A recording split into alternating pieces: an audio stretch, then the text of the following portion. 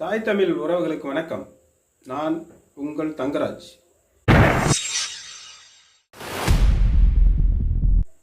இன்னைக்கு நம்ம மனித வரலாறு தொடர்ச்சி பார்க்க போகிறோம்.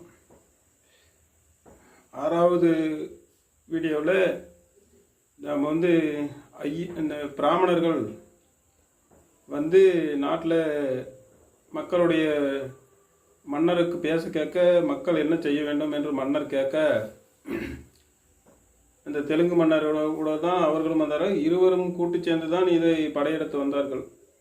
பிராமணர்களுக்கு தான் காரணம் இந்த மக்களை பிடிப்பதற்கு, இந்த நம் நாட்டை பிடிப்பதற்கெல்லாம் காரணம் பிராமணர் தான்.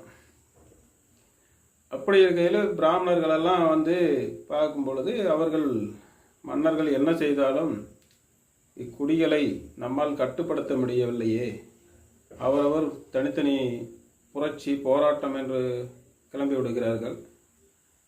இதுக்கு என்ன செய்யலாம் அப்படின்னு பார்த்தாங்க. அதுக்கு ஒவ்வொரு ஆலோசனையாக நடத்தினாங்க. அதுக்கப்புறம் பிராமணரை கூப்பிட்டு என்ன செய்யலாம் அப்படின்னு கேட்க அவங்க சொன்னது, இந்த குடிகளெல்லாம் பிரச்சனை இல்லை, இந்த குடிகளை நம்ம கண்ட்ரோலுக்கு கொண்டு வந்துடலாம். ஏன்னா இந்த மக்களுக்கு ஒவ்வொரு குடிக்கும் ஒவ்வொரு குடிகளாக இருக்கிறாங்க. அதாவது எல்லா மக்களும் ஒன்றா இல்லை, தமிழ் அப்படின்ற இதில் இல்லை. அவன் ஒரு குடிங்கிறான், அவன் ஒரு கோட்பாடு சொல்கிறான். நாங்கள் இந்தலேருந்து வந்தோம், நாங்கள் அங்கேருந்து வந்தோம், இத்தனை வருஷமாக நாங்கள் ஆட்சி செஞ்சுட்டு இருக்கிறோம், இது பாருங்கள், இது குலதெய்வம், அது இதுன்னு சொல்கிறாங்க. அதனால் இந்த மக்களை ஈஸியாக ஒற்றுமையை குளிக்கக்கூடிய ஒரு வாய்ப்பு இருக்குது. அதை நாங்கள் சொல்கிறோம். இந்த அரசாங்கம் அந்த நிலைக்கு போய் அவங்க சொல்படி கேட்டு இந்த அரசாங்கம் நமக்கான அரசாங்கமாக, அதாவது தெலுங்கர்களுக்கான அரசாங்கமாக இங்கே நிறுவிய பிறகு நாங்கள் சொல்வது தான் நீங்கள் கேட்க வேண்டும் என்று அந்த தெலுங்கு மன்னர்களிடம் பிராமணர்கள் கோரிக்கை வைக்கிறார். என்ன கோரிக்கை சொல்லுங்கள், அதனால் என்ன ஒன்றும் பிரச்சனை இல்லை, நம்ம இந்த நாட்டை பிடிச்சிட்டா இந்த நாட்டை அடக்கி ஆள்றது இந்த மக்கள் அடக்கணும், அதுக்கு என்ன கோரிக்கை அப்படின்னு கேட்கும்போது அப்போது அவங்க சொன்னது என்னன்னா, இந்த நாடு நார்மலாக நாமளே ஆள்ற மாதிரி வரும்போது இதில் இருக்கிற அரசாங்க பணியெல்லாம் மிக உயர்ந்த பதவியெல்லாம் எங்களுக்காக தான் இருக்கணும், அதாவது வடக்கத்திய பிராமணருக்காகத்தான் இருக்கணும். அடுத்தது இந்த நாட்டில் இருக்கிற கோயில்கள் அத்தனைக்கும் நாங்கள் தான் பூசாரியாக இருக்கணும், அதாவது அர்ச்சகராக இருக்கணும். அதுக்கு முன்னெல்லாம் பறையர்கள், பண்டாரர்கள், பார்ப்பனர்கள், இப்படி பல குடிகள் தான் இங்கே இருக்கிற கோயில்களெல்லாம் நிர்வகிக்கிட்டு இருந்தாங்க. அவங்க தான் அந்த பொறுப்பில் இருந்தாங்க, பூசாரியாக இருந்தாங்க, கோயில் நிர்வாகத்தில் இருந்தாங்க. பண்டாரர்கள் என்ற ஒரு குடி கோயில் நிர்வாகத்தில் இருந்தாங்க. பண்டாரம்னா அவங்க பாதுகாவலர்கள், அதாவது இந்த நகையை பாதுகாக்கக்கூடியவர்கள், கோயில் சொத்துக்களை, இதெல்லாம் பண்டாரம் அப்படின்னா பண்பாடாக அந்த பண்டாரத்தை பண்டாரம்னா ஒரு பாக்ஸு, அந்த பொட்டி கோயில் நகை, அதிலே உட்காந்து அவர் அதை கணக்கு பார்த்துக்கிட்டு இருப்பார். அவருக்கு பேர் தான் பண்டாரம். இது அவருடைய வரலாறு குடி. அப்படி இருக்கும்போது அவங்க தான் அதெல்லாம் பாதுகாத்துக்கிட்டு இருந்தாங்க. முக்கியமாக பறையர்கள், பண்டாரர்கள், பார்ப்பனர்கள், இந்த வகையான குடிகள் தான் கோயிலை நிர்வாகம் பண்ணிட்டு இருந்தாங்க. எல்லா கோயிலுமே தமிழ்நாட்டில் எத்தனை கோயில் வந்தாலுமே விஜயநகர பேரரசு வர்றதுக்கு முன்பு இவங்க தான் நிர்வாகம் பண்ணிக்கிட்டு இருந்தாங்க. இப்படி இருக்கும்போது விஜயநகர பேரரசு பார்த்து அந்த பிராமணருக்கு யோசனை பண்ணது என்னென்னா, இந்த நாட்டில் நாம் உழைக்காமல் இருக்கணும், நம்ம உடல் உழைப்பு போடக்கூடாது, உடல் உழைப்பு இல்லாமல் இந்த மக்களை நாமளும் அடிமைப்படுத்தணும். அரசாங்கம் ஒன்று அடிமைப்படுத்துகிறா, இந்த கோயிலுக்கு கட்டுப்பட்டது தான் அரசாங்கம். இப்போ நம்ம தெய்வத்துக்கிட்ட போயிட்டோம்னாக்கா நாங்கள் சொல்கிறத நாம் சொல்கிறத இந்த அரசாங்கமும் கேட்பாங்க, மக்களும் கேட்பாங்க, அத்தனை பேரும் கேட்பாங்க. அதனால் இவங்களை அடிமைப்படுத்துறதுக்கு ஒரே வழி நாம் கோயிலுக்கு கைப்பற்றுவது தான் அப்படின்னு சொல்லி அந்த பிராமணர்கள் கோயிலை கைப்பற்ற நினச்சி அவங்க தான் மன்னர்கிட்ட இந்த கோரிக்கையை வைக்கிறாங்க. நாங்கள் தான் கோயிலில் இருக்கணும், நாங்கள் தான் அரசாங்கத்தில் மிக உயர் பொறுப்பில் இருக்கணும் அப்படிங்கிற கோரிக்கையை அவங்க வைக்கிறாங்க.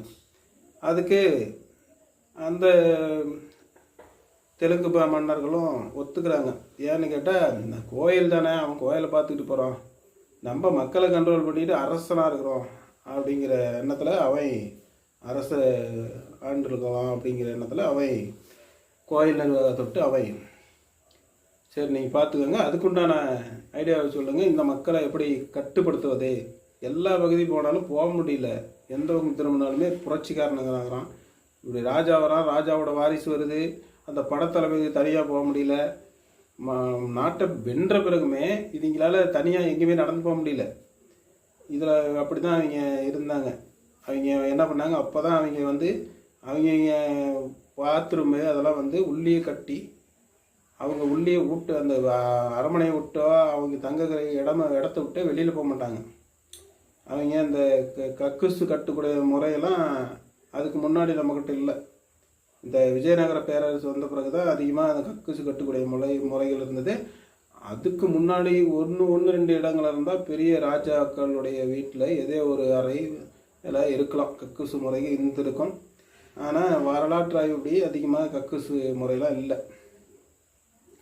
நம்ம இப்படி வயல்வெளி காடுகள் இப்படி தான் நம்ம தமிழ் மக்கள் யூஸ் பண்ணிகிட்டு இருந்தாங்க. அதாவது இந்த வெளி கக்குசு முறை போகிறதோ மற்ற இது எல்லாமே அவங்க அப்படி தான் இருந்தாங்க. வீட்டில் குளிக்கக்கூடிய அறை மட்டும்தான் இருக்கும், குளிக்கக்கூடிய குளியல் அறை அப்படி தான் இருக்கும். மற்றபடி அதில் கக்குசு போகிற அந்த இதெல்லாம் நம்ம மக்களிடம் இல்லை.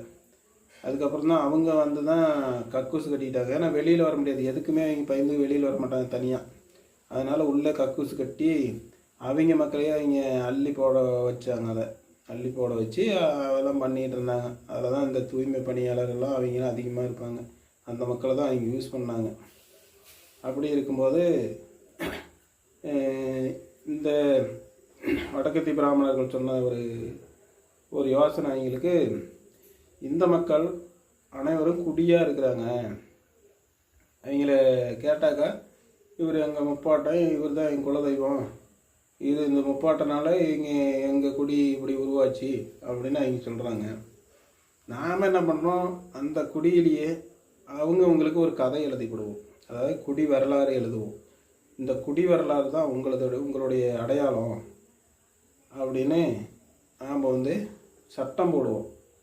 இந்த குடி வரலாறு, இந்த வரலாறு ஒத்துக்கிறவங்க மட்டும்தான் இந்த அரசாங்கத்தோட வேலை வெள்ளாமை விளைச்சல் அதில் வேலை செய்யணும் அப்படின்னு நம்ம சொல்லிடுவோம் அப்படின்னு மக்களை ஏமாற்றி அதில் நுட்பமாக மக்களை பின்ன கொண்டு வந்துடலாம் அப்படின்னு சொல்லி ராஜா கிட்ட சொல்ல அந்த மன்னனும் சரின்னுட்டான். அதாவது விஜயநகர பேரரசு சரிங்க, நல்ல ஐடியாவாகுது, அப்படியே பண்ணுங்கும்போது தான் குடிக்கு ஒரு வரலாறு எழுதுனாங்க. இப்போ நம்மளுடைய குடி இருக்குதுன்னா, இப்போ வன்னியர் குடி இருக்குதுன்னா, அந்த வன்னியர் குடிக்கு நெருப்பில் உதித்தவர்கள் வன்னியர்கள், அதாவது நெருப்பு இருந்து பிறந்தவங்க அப்படின்னு எழுதியிருப்பான். இவங்க சத்திரியர்கள், இவங்க படைத்தலைவர் போருக்கு போவாங்க, நல்லா அதெல்லாம் எழுதியிருப்பான். அவங்களுக்கு போட்டு அவங்க பேரை மட்டும் இவங்கெல்லாம் சத்திரியர்கள், இவங்க எதுக்கும் அடங்காதவங்க, சத்திரியர்கள்னால் எதுக்கும் அடங்க மாட்டாங்க அப்படின்னு சொல்லி எல்லாம் எழுதியிருப்பான்.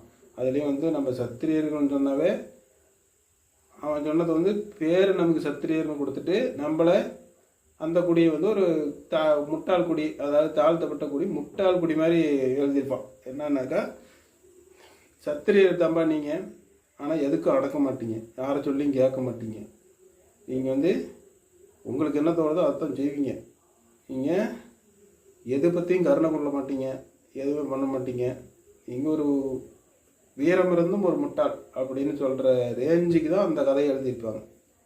நாமளும் நம்பணும், அப்படியேப்பா சரியான கதையா நமக்குன்னு அப்படின்னு அந்த குடிகளும் நம்பினாங்க. அப்படி அவங்களுக்கு ஒரு குடி புராணம், பறையருக்கு ஒரு குடி புராணம். இந்த முனிவரிலிருந்து இந்த முனிவர் இங்கே வரும்போது இந்த முனிவரும் அந்த குடியில் ஒரு பெண்ணும் சந்தித்து அவங்களால் பிறந்தது இந்த குழந்தை, அதுக்காக இவங்க இந்த பேர் இவங்களுக்கு அப்படின்னு ஒரு கனெக்ட் பண்ணி விட்ருவான். எந்த ஜாதி வகையிலையுமே ஒரு முனிவர் கதையை கொண்டாந்து பருத்தி விட்ருவான். நீ எந்த குடியை எடுத்துக்கிட்டீங்கனாலுமே அவங்க குடி வரலாறு ஆதியில் பார்த்தா, அந்த கதைப்படி புராண கதைப்படி பார்த்தா ஒரு முனிவர்லேருந்து பிறந்த மாதிரி, ஒரு முனிவர் இவங்களை பிறந்த மாதிரி பண்ண மாதிரி எழுதிவிடுவோம். நம்மளுடைய கதை 5% அதுக்குள்ளே இருக்கும். மற்ற 95% அவன் கதையை எழுதி வச்சுருப்பான். அதில் எழுதி அவன் இந்த முனிவர்லேருந்து கொஞ்சம் வீழ்ச்சியாக எழுதியிருப்பான், அதாவது இழிவாக தான் எழுதியிருப்பான். இந்த முனிவர்லேருந்து இதுக்கு பிறந்தான் அப்படின்னா நம்மளை என்ன சொல்கிறான், அவன் நம்ம அப்பா அம்மாவுக்கு பிறக்கலை, அவன் எவனோ ஒரு முனிவரை வந்து இவங்கள பெற்று விட்டு போனாங்க அப்படிங்கிற மாதிரி அவன் எல்லா கதையிலுமே இருக்கும். நீ எந்த குடி வரலாறு என்ன குடி வரலாறு எடுத்துக்கிட்டீங்கனாலும் தமிழ்நாட்டில் இருக்கிற தமிழ் குடிகள் அத்தனை குடிகளுக்கும் இந்த மாதிரி வரலாறு இருக்கும். இந்த மாதிரி வரலாறு எடுத்து சட்டத்தை போட்டு இந்த குடி வரலாறு அரசாங்கத்தால் அங்கே தீர்மானிக்கப்பட்டது, ஆகையால் மக்கள் எல்லாம் குடி புராணத்தை ஏற்றுக்கொண்டு அதன்படி செயல்படுங்கள் அப்படின்னு சொல்லி எழுதி வச்சான். இன்னொன்று அடுத்தது என்ன பண்ணால், அவன் எழுதி வச்சுட்டு என்ன பண்ணால் ஒவ்வொரு கூட்டமாக பேச்சுவார்த்தைக்கு கூப்பிடுவான். இப்போ எப்படின்னா, வன்னீரா ஒரு டைம் வாங்க உள்ளே வாங்க அப்படின்னு சொல்லி இந்த மக்களை கூட்டிகிட்டு போய் உட்கார வச்சு, அந்த மக்களுடைய தலைவராக கொஞ்சம் பெரும்பெருத ஆளுகளை இருக்கிறவங்கள கூட்டிகிட்டு வந்து பார்த்து உட்கார வச்சு, இதை பாருங்கள், இந்த குடி புராணம் இந்த ஜாதியோட உங்கள் ஜாதிக்கு இழிவான உயர்த்தி தான் எழுந்திருக்கிறது. அதாவது நீங்கள் வந்து வன்னீர், நீங்கள் வந்து சத்திரியர்னு பெரிய நெருப்பில் இருந்து பிறந்தோம், அப்படி பிறந்தீங்க நீங்கள் அப்படின்னு மிக உயர்வாகத்தான் எழுதி வச்சிருக்கிறது. அப்படி இருக்கும்போது நீங்கள் வந்து